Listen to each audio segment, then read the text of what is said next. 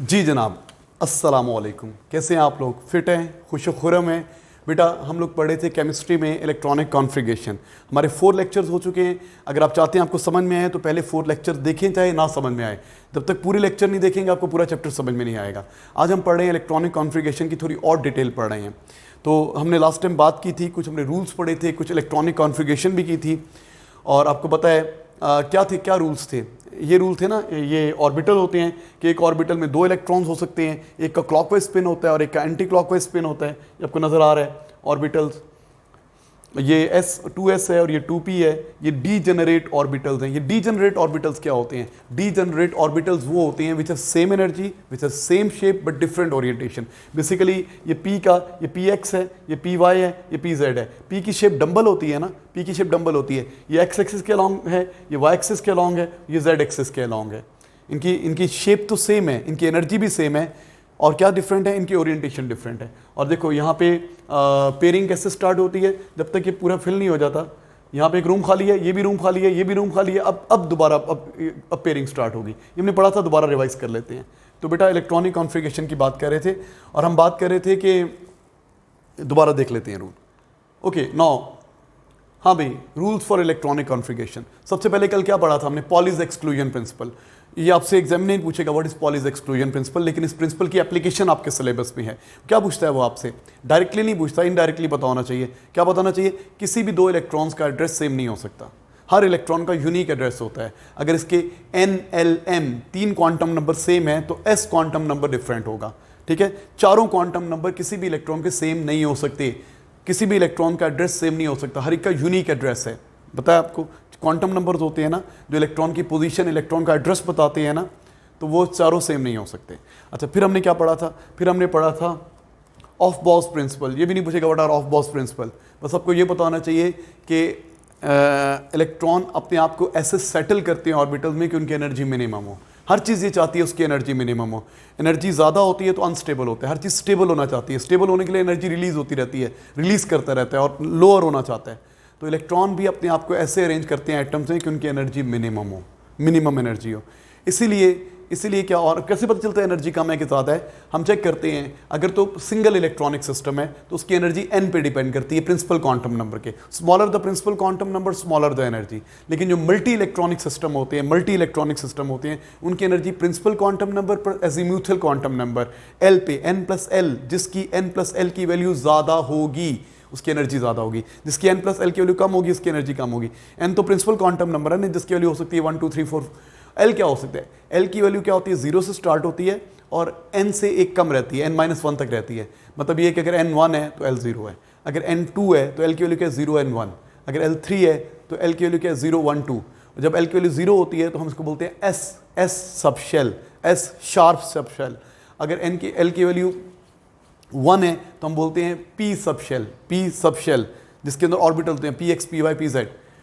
हाँ भाई, p सब शेल क्या होता है? इसको बोलते हैं प्रिंसिपल, शार्प प्रिंसिपल।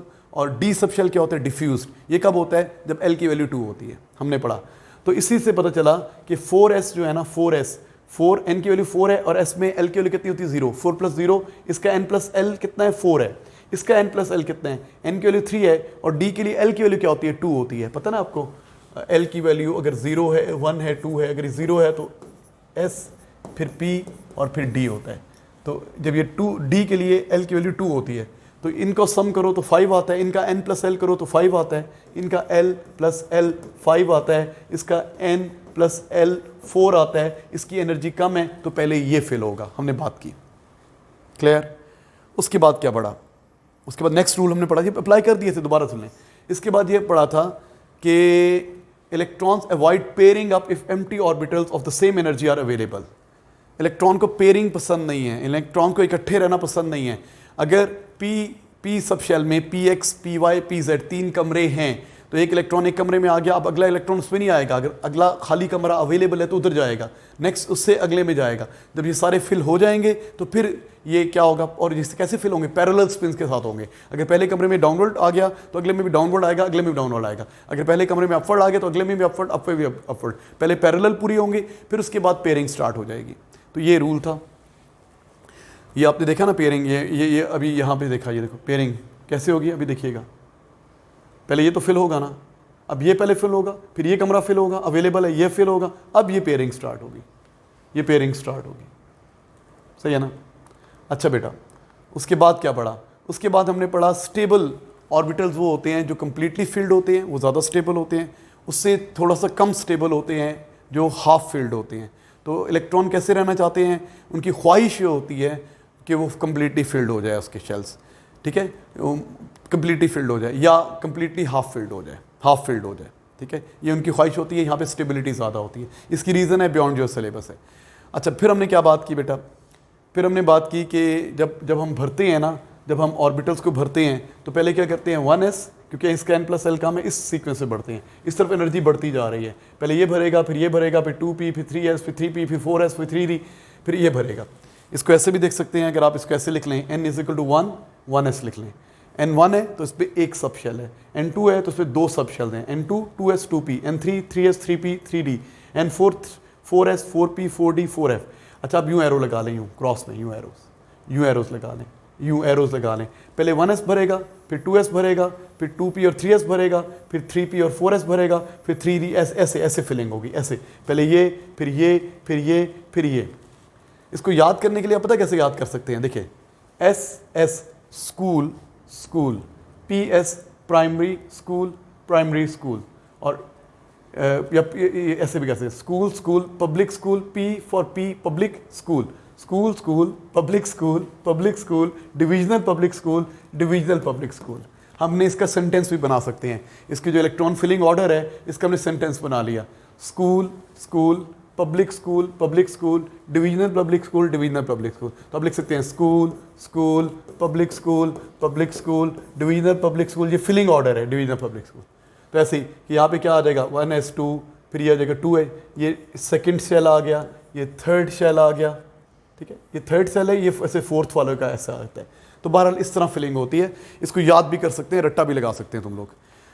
अच्छा मेरा बेटा, और ये भी आपने देख लिया, ये देखिए यहाँ पे क्या रहा था, बेरिलियम है, कार्बन, पहले ये फिल हुआ, फिर ये फिल हुआ, फिर ये फिल हुआ, अब ये 3s फिल होगा, फिर ये, फिर 3p, फिर ये, उसके बाद ये, उसके बाद ये, एंड सो ऑन। ये भी हमने लास्ट टाइम बात की थी। अभी कुछ एटम्स की फिलिंग रहेगी और प्रैक्टिस करते हैं, ठीक है। ये देखिए बेटा, आर्गॉन में कितने इलेक्ट्रॉन्स होते हैं? 18 इलेक्ट्रॉन्स होते हैं, 18 इलेक्ट्रॉन्स होते हैं आर्गॉन में, 18 इलेक्ट्रॉन्स होते हैं, 18। इसकी फिलिंग करनी है तो पहले क्या आएगा, एक इलेक्ट्रॉन यहाँ आ गया, एक यहाँ आ गया, ये पहला शेल फिल हो गया, सब शेल भी फिल हो गया। अब फिर एक इलेक्ट्रॉन जी आया, एक इलेक्ट्रॉन जी आया, 4 पूरे हो गए। अब P में क्या होगा, पहले PX, फिर PY पैरेलल स्पिन के साथ, फिर PZ, ये फिल हो गया। अब उसके बाद क्या होगा, पहले फिर ये पेयरिंग स्टार्ट हो जाएगी, ये फिल हो गया। अब यहाँ पर आ जाएं, कितने हो गए जी, ये 10 हो गए, ये 12 हो गए, 13, 14, 15, 16, 17, 18। देखो ये कंप्लीटली फिल्ड है ना, ये कंप्लीटली फिल्ड है ना इसका, ये कंप्लीटली फिल्ड है तो क्या है, ये स्टेबल है, ये नोबल गैस है, नोबल गैस आर्गन। इसको अगर लिखेंगे तो 1s2, 2s2, 2p6, 3s2, 3p6, ये इसकी कॉन्फ़िगरेशन बनेगी। अच्छा अभी के अंदर 19 इलेक्ट्रॉन्स होते हैं, के अंदर कितने होते हैं, 19। इसमें 19 होते हैं मेरे ख्याल से, इसमें 20 होते हैं, और इसमें 21 होते हैं, आई थिंक सो 21 होते हैं। हाँ जी, अब इसका क्या आ जाएगा, यहाँ तो सेम होगा ना, सेम फिलिंग होगी यहाँ तक। इसके बाद के में, इसके बाद यहाँ पे एक और इलेक्ट्रॉन आ जाएगा, ये बाकी सब सेम, ये ऊपर वाली चीज़ यहाँ पे आ जाएगी। अब इसकी कॉन्फ़िगरेशन लिखनी हो तो आप लिख सकते हैं, इसकी कॉन्फ़िगरेशन क्या है, पहले तो आर्गन तक है ना, इनर्ट गैस आर्गन, उसके बाद क्या बचता है, 4s1, ऐसे लिख देंगे 4s1। यहाँ तक तो आर्गन है ना, 18 इलेक्ट्रॉन्स आगे, 18 पूरे हो गए, 19 वाले से लिख देंगे। इसी तरीके से कैल्शियम में भी क्या करेंगे, कैल्शियम में ये सब तो ऐसे ही होगा, यहाँ पे 2 इलेक्ट्रॉन्स आ जाएंगे, ये कैल्शियम में यहाँ पे 2 इलेक्ट्रॉन्स आ जाएंगे। इसको भी कैसे लिख सकते हैं, यहाँ पे आर्गन लिख लें और यहाँ पे लिख लेंगे 4s2।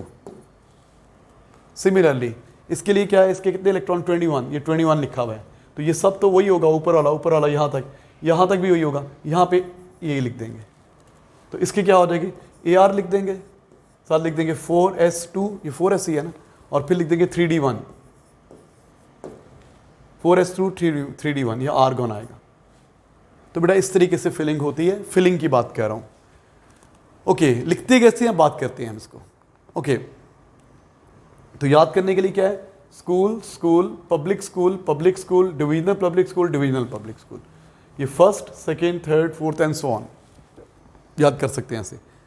ठीक है बेटा, आर्गन, आर्गन की इलेक्ट्रॉनिक कॉन्फ़िगरेशन अभी लिख ली थी, दोबारा लिखना चाहे तो लिख सकते हैं। कैसे लिखेंगे इसको? रिटर्न ऑर्डर क्या होगा?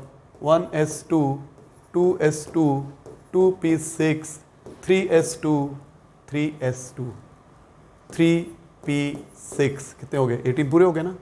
18 पूरे हो गए। ओके, ये देखिए 1s2 2s2 2p6 3s2 3p। Return order भी है, फिलिंग ऑर्डर भी यही है। कॉमन डालें या ना डालें मैटर नहीं करता, कॉमन ना डालें तो बेहतर है। आर्गन, उसके बाद क्या है जी?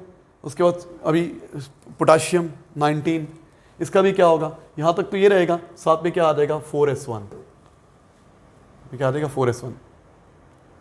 रिटर्न ऑर्डर भी है, फिलिंग ऑर्डर भी है। देखो 1s2 2s2 2p6 3s2 3p6 4s1, ये हमें आता है ऐसे लिखना। इसके बाद कैल्शियम, कैल्शियम में यहाँ पे 4s2 आ जाएगा। करेंगे फिल इसको तो क्या हो जाएगा? कैल्शियम 1s2, कैल्शियम का लिख रहा हूँ, 2s2 2p6 3s2 3p6 4s2 4s2 के बाद क्या आएगा? 3d 3p 3p आ गया, फिर आ गया 3d आएगा, 3d1 है ना? और सॉरी 20 यहाँ पे पूरे हो गए थे, सॉरी 20 यहाँ पे पूरे हो गए ना, 2 4 10 और ये 18 और 20 यहाँ पे पूरे हो गए हैं। तो कैल्शियम में यहाँ तक यही रिटर्न ऑर्डर है, यही फिलिंग ऑर्डर है। 20 पूरे करने थे ना, हो गए पूरे, मैं ज़्यादा कर गया था। आता है ना, ओ लेवल्स में करते रहे हैं हमने, यहाँ पे थोड़ा कॉन्सेप्ट से किया। अच्छा नेक्स्ट बेटा, अब जो है ना इसकी Fe26 इसकी फिलिंग करनी है। फिलिंग ऑर्डर कुछ और होता है, लेकिन रिटर्न ऑर्डर कुछ और होता है। फिलिंग ऑर्डर पहले बात करते हैं। फिलिंग ऑर्डर 26 को पूरा करना है। देखो फिलिंग ऑर्डर क्या होगा? 1s2 2s2 2p6 3s2 क्या आ जाएगा? 3p6। देखो school school public school public school, 3p के बाद क्या आ जाएगा? 4s2, उसके बाद आ जाएगा 3d 3, देखो school school public school public school, अब 3d कितने बच गए हैं? 4 10 18 20 3d6। ये तो है ना फिलिंग ऑर्डर। लेकिन जब इसको लिखेंगे तो दी पहले लिखेंगे, एस बाद में लिखेंगे। इसको लिखेंगे कैसे? 1s2 2s2 2p6 3s2 3p6 3d6 4s2। ये डी पहले लिखना है, डी पहले लिखना है। तो देखिए ज़रा इसको, ये तो मैं हाथ से ज़रा अच्छा नहीं लिखा गया, आप इसको देख लें, मैंने ये किया हुआ है। फिलिंग ऑर्डर क्या है? 1s2 2s2 2p6 3s2 3p, उसके बाद डी बाद में आया। लेकिन 3 अब लिखेंगे, रिटर्न में क्या होगा? ये पहले आ जाएगा, रिटर्न में ये पहले आ जाएगा। देखो ये इधर आ जाएगा और ये इधर आ जाएगा। पहले लोअर शेल्फ को रिटर्न में पहले लोअर शेल होंगे। अगर यहाँ पे कुछ ना भी होता ना, फॉर एग्जाम्पल ये 20 वाला होता तो ये 0 लिख देते। अच्छा, अब SI सिलिकॉन, इसका क्या है जी? Return order. ये देखो सिलिकॉन है तो ये इसका 21 है ना, तो यहाँ पे क्या आ जाएगा? 1s2 2s2 2p6 3s2 3p6 4s2 4s2 के बाद 3d1 आएगा मेरे ख्याल से। कितने पूरे हो गए? 10 20 20 पूरे हो गए और यहाँ पे एक बच गया, एक यहाँ पर आ जाएगा। लेकिन लिखेंगे कैसे? इसको पहले लिखेंगे उसको बाद में लिखेंगे। तो देखिए ये 3d आया ना, अब ये पहले आ जाएगा बाद में आ जाएगा। देखो ये पहले लिखा और ये बाद में लिखा। रिटर्न ऑर्डर ऐसे होता है। रिटर्न में 3 वाली चीज़ें पहले लिखनी है, पहले 1 वाली चीज़ें लिखनी है, फिर 2 शेल वाली, फिर 3rd शेल वाली, फिर 4th शेल। फिलिंग में क्या होगा? ये पहले फिल होगा, ये बाद में फिल होगा। ये फिलिंग ऑर्डर है। ये क्या है? Filling order. और ये क्या है? Return order. कॉपी कर ले प्लीज़। अगर मैं आगे जाता हूँ तो पॉज करके कॉपी कर लिया करें। नेक्स्ट बेटा क्रिप्टॉन 36, इसको खुद ट्राई करें प्लीज़। पहले खुद ट्राई करें फिर बात करते हैं। KR36 फिलिंग ऑर्डर तो याद बस ऐसे ही कर लें, हमने ऐसे याद कर लिया। School school public school public school divisional public school, ये फिलिंग ऑर्डर है। तो अब क्या आ जाएगा? 1s2 2s2 2p6 3s2 3p6 4s2, फिर ये 3d है। अब 3d में कितने बचे हैं यहाँ पे? 10 और 10 20 हो गए हैं, और यहाँ पे 10 आ गए, 30 हो गए, यहाँ पे पहुँच गए। उसके बाद क्या आ जाएगा 4p6, 4p6, 36 पूरे हो गए, 10 20 और ये 36। तो देखिए कैसे लिखेंगे इसको, 1s2, 2s2, 2p6, 3s2, 3p6, 4s2, 3d10, 4। लेकिन रिटर्न ऑर्डर कैसे होगा, 3 वाला पहले आ जाएगा, पहले फर्स्ट शेल, फिर सेकंड शेल, फिर ये थर्ड शेल, फिर ये fourth. Is it clear to you? तो ये आ गया। अच्छा बेटा, अब जिंदगी इतनी आसान नहीं है इसमें कुछ एक्सेप्शंस हैं, कुछ एक्सेप्शंस हैं। एक्सेप्शन भी लॉजिकल हैं, एक्सेप्शंस की एक्सप्लेनेशन डिफरेंट होती हैं, उसमें नॉर्मल एक्सप्लेनेशंस नहीं लगती। तो केमिस्ट्री में बहुत सारी जगह पे एक्सेप्शंस आती हैं। एक्सेप्शन नहीं कि वहाँ पे लॉज नहीं लगते, वहाँ पे रूल्स वो लगते हैं जो हमें अक्सर आते नहीं हैं। रूल तो कुछ होंगे, लगते ही होंगे ना। देखो बेटा, अब हम बात करते हैं एक्सेप्शंस की। तो आपके सिलेबस पे क्रोमियम और कॉपर 2 एक्सपेंशन है। तो सबसे पहले हम बात करते हैं Cr24। Cr24 का क्या होना चाहिए था फिलिंग ऑर्डर? फिलिंग ऑर्डर क्या होना चाहिए था? अब 24 पूरा करना है तो क्या होना चाहिए था? 1s2, 2s2, 2p6, 3s2, ठीक है, 3p6, कितने पूरे हो गए? 10 18 हो गए। उसके बाद क्या आ जाएगा? 4s2 20 हो गए। उसके बाद क्या आ जाएगा? 4s2 के बाद 3d कितने बच गए थे यहाँ पे? 4 10 और 20 और कितने बचे? 4 4, 3d4 होना चाहिए ना, ऐसे होना चाहिए। हमें तो जी फिलिंग ऑर्डर ये होगा, it will be the filling order.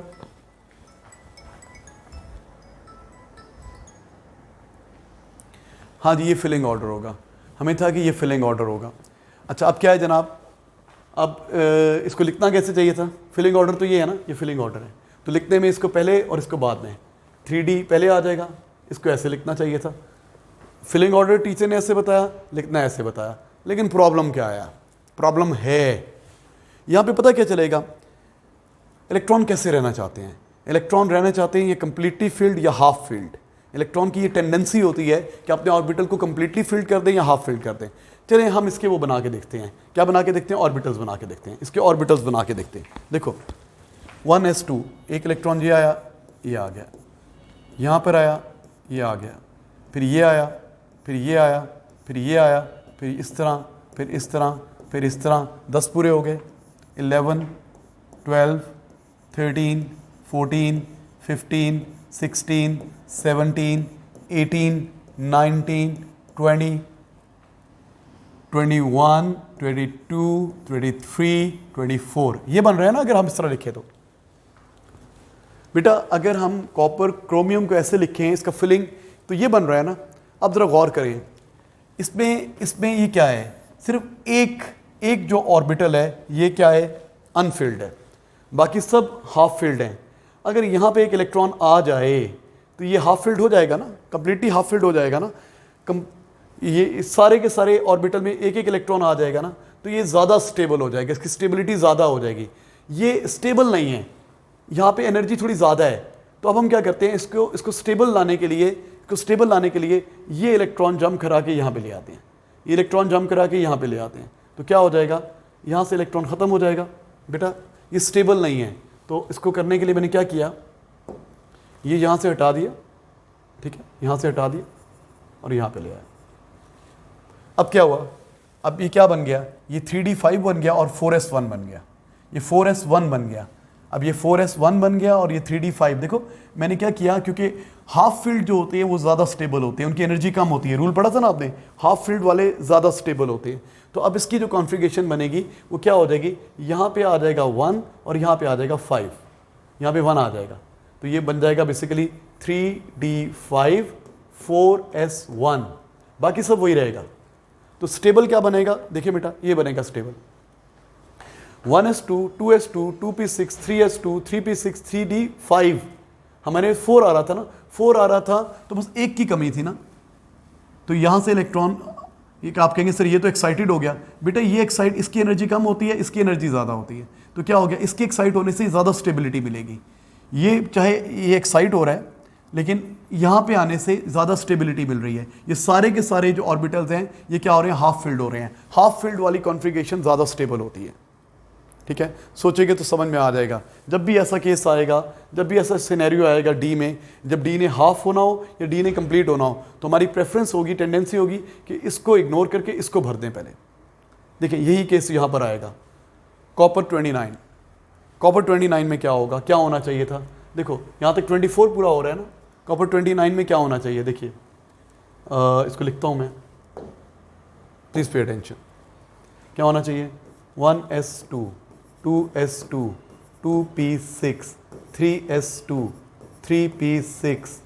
ठीक है, school school public school public school. अब क्या आ जाएगा 4s2, उसके बाद क्या आ जाएगा 3d में कितने बचे हैं 10 और 10 20 और 3d 9। ये है जी फिलिंग ऑर्डर। और रिटर्न ऑर्डर में इसको पहले लिखेंगे उसको बाद में लिखेंगे। कैसे लिखेंगे, रिटर्न ऑर्डर क्या होगा 1s2 2s2 2p6 3s2 3p6, उसके बाद क्या है 3d9 4s2। ये होगा रिटर्न ऑर्डर, ये होना चाहिए था, होगा नहीं।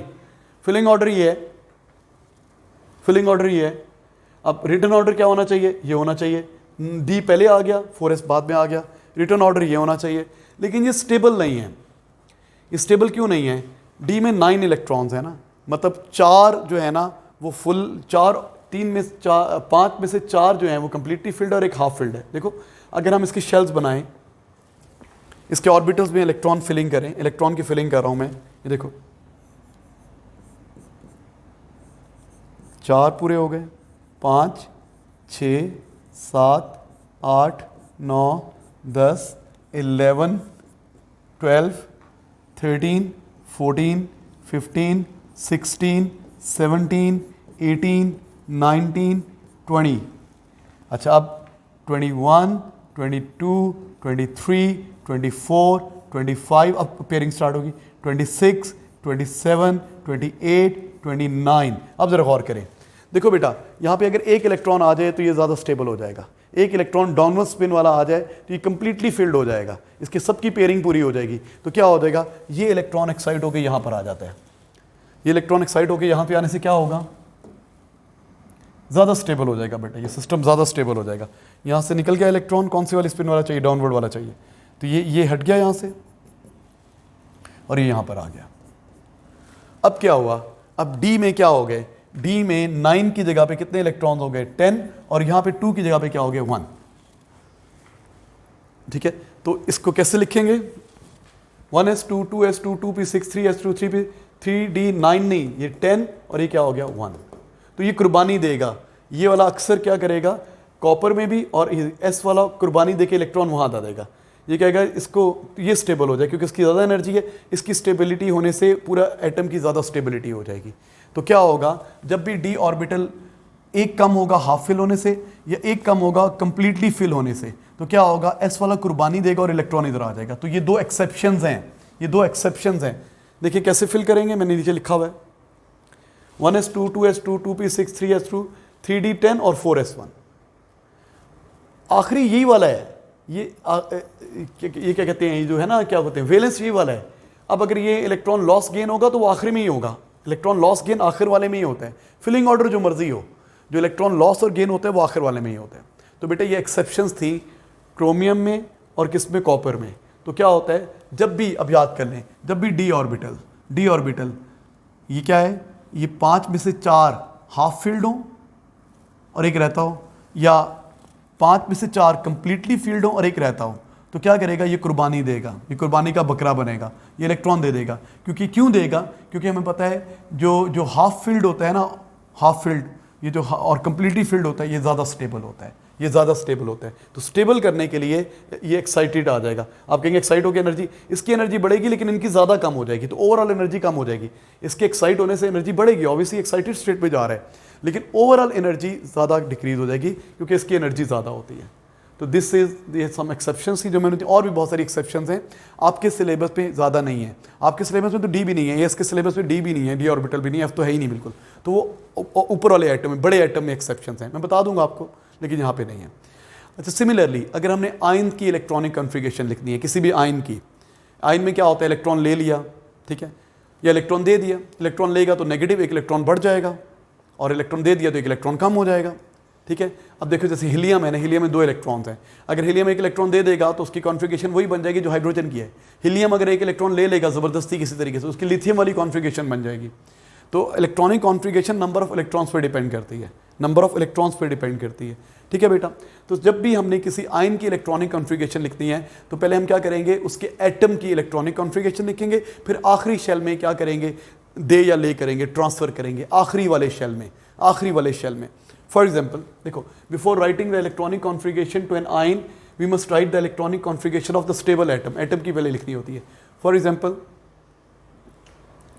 ठीक है, फॉर एग्जाम्पल ये क्या है, 16s-2, सल्फर -2 आयन है, सल्फर -2 आयन है, तो मुझे क्या करना पड़ेगा, मुझे क्या करना चाहिए, पहले सल्फर की कॉन्फ़िगरेशन लिखता हूँ, सल्फर की इलेक्ट्रॉनिक कॉन्फ़िगरेशन, तो क्या हो जाएगी 1s2, 2s2, 2p6, 3s2, कितने हो गए, 12 हो गए, कितने पूरे करने हैं, 16, तो फिर क्या आ जाएगा 3p4।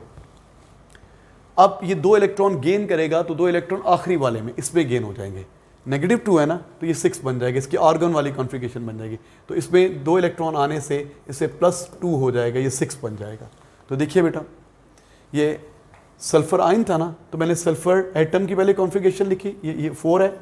अब 2 इलेक्ट्रॉन गेन कर लिए हैं इससे, 2 इलेक्ट्रॉन गेन कर लिए हैं, तो 2 इलेक्ट्रॉन गेन करने से वो आखिर वाले में 4 थे ना, 6 हो गए। तो पहले एटम की लिखेंगे, फिर इलेक्ट्रॉन ज़्यादा या कम करने हैं वो आखिरी वाले शेल से कर लेंगे, आखिरी वाले ऑर्बिटल से कर लेंगे, वैलेंस से कर लेंगे, ठीक है। एक और करते हैं, फॉर एग्जांपल क्रोमियम आयन है, क्रोमियम +1, इसने इलेक्ट्रॉन लॉस किया हुआ है, तो पहले Cr की कॉन्फ़िगरेशन लिखे ना, जो एक्सेप्शनल कॉन्फ़िगरेशन थी वो लिखते हैं। यहाँ तक इसी को आगे कंटिन्यू कर देते हैं।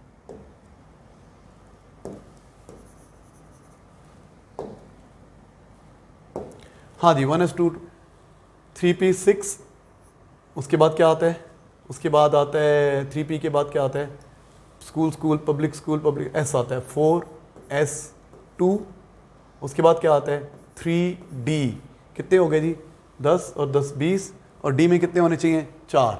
अब हमें तो कम से कम 5 करने होते हैं ना, 5, क्योंकि ये अभी क्या है, d के अंदर 5 ऑर्बिटल्स होते हैं ना, 4 के अंदर इलेक्ट्रॉन्स हैं, तो एक ये वाला एक्साइटेड होकर इधर आ जाएगा, तो ये क्या रह जाएगा 1, और ये क्या हो जाएगा, ये क्या हो जाएगा 5 हो जाएगा। तो इसको कैसे लिखेंगे, 1s2, 2s2, 2p6, 3s2, 3p6, 3d5, 4s1। तो वैलेंस ये वाला है ना, वैलेंस ये वाला है, तो इलेक्ट्रॉन यहाँ से लॉस होगा, ये क्या है +1 है ना, +1, तो ये इलेक्ट्रॉन लॉस हो जाएगा। जब ये इलेक्ट्रॉन लॉस हो जाएगा तो ये नहीं लिखेंगे, यहाँ तक लिख लेंगे। देखो बेटा, फिलिंग ऑर्डर इसका ये, फिलिंग ऑर्डर ये, ठीक है, इसको रिटर्न ऑर्डर ये, फिलिंग ऑर्डर में से फिल किया, रिटर्न ऑर्डर ये है, लेकिन ये स्टेबल नहीं है, तो स्टेबल करने के लिए यहाँ से इलेक्ट्रॉन जंप खा के इधर आ गया, 5 हो गया। अब ये वाला जो इलेक्ट्रॉन है ये मिस होगा, आयन का क्या है, ये इलेक्ट्रॉन चला जाएगा तो गायब हो जाएगा, तो ये बन जाएगा क्रोमियम +1, तो इस तरीके से इसके ऊपर आ जाएगा। Any confusion? तो पहले एटम का लिखेंगे, उसके बाद आयन का लिखेंगे। नेक्स्ट एक और करते हैं, सॉरी लिख लें, इलेक्ट्रॉन कैन बी लॉस्ट और गेन्ड और shared, electron can be lost gained और shared from the outermost orbital only, outermost से होंगे, फिलिंग ऑर्डर को नहीं देखेंगे तुम, आउटर मोस्ट को देखेंगे, आउटर मोस्ट, उसी में गेन होंगे, उसी में लॉस होंगे। Is it clear to you? अच्छा, इसके अलावा भी एक्सेप्शंस होती हैं, ये वैसे मैं नॉलेज के लिए बता रहा हूँ, ये दो तो तुमने एक्सेप्शंस पढ़ ली ना, एनबी में भी एक्सेप्शंस हैं, ये एक्सेप्शंस हैं, सम एक्सेप्शंस इन इलेक्ट्रॉन, यहाँ पे भी एक्सेप्शन है, ये सब एक्सेप्शन है, 10 एक्सेप्शंस हैं, ये 10 एक्सपेंशन